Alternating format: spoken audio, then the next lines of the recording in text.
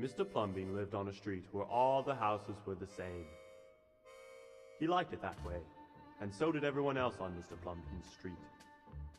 "This is a neat street," they would say. Then one day, a seagull flew over Mr. Plumbean's house. He was carrying a can of bright orange paint. No one knows exactly why. And he dropped the can of paint, no one knows why, right on Mr. Plumbean's house. It made a big orange splot on Mr. Plumbean's roof. "Oh, too bad," everyone said. "Mr. Plumbean will have to paint his house again." "I suppose I will," said Mr. Plumbean. But he didn't paint his house right away. He looked at the big orange splot for a long time. Then he went about his business.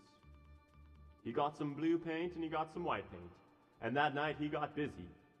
When the paint was gone, the roof was blue and the walls were white, and the big orange splot was still there. Then he got some more paint. He got red paint and he got yellow paint. He got green paint and he got purple paint. Soon there was the big orange splot and there were little orange splots.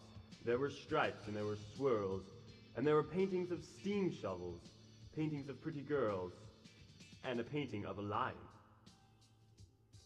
In the morning, the other people of the street came out of their houses. Their houses were all the same. But Mr. Plumbean's house was like a rainbow. It was like a jungle. It was an explosion. The people said, "Plumbean has popped his cork, he has flipped his wig, he's blown his sack, he's dropped his stopper, and he's gussed his mush." But they decided they would pretend not to notice. That very night, Mr. Plumbean got a truck full of green things. He planted palm trees, baobabs, thorn bushes, onions, and frangipani. And in the morning, he bought a hammock and an alligator. "Plumbean has gone too far," the people said. "This used to be a neat street. Plumbean, what have you done to your house?" Plumbean said, "My house is me, and I'm it. My house is where I like to be, and it looks like all my dreams." The people went away. They asked the man who lived next door to Mr. Plumbean to go out and have a talk with him. "Tell him we all liked it here before he changed his house. Tell him that his house has to be the same as ours so we can have a neat street."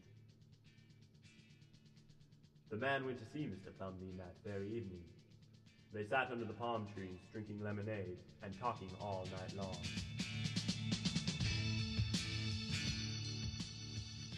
Early the next morning, the man went out to get lumber and rope and nails and paint.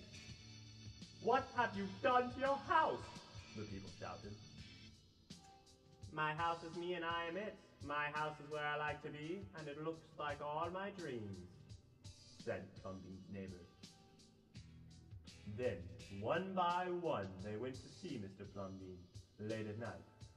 They would sit under the palm trees and drink lemonade and talk about their dreams.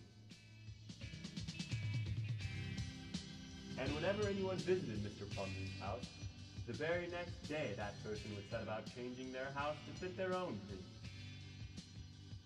Whenever a stranger came to the street of Mr. Plumbean and his neighbors, the stranger would say, "This is not a neat street." Then all the people would say, "Our street is us, and we are it. Our street is where we like to be, and it looks like all our dreams." The end.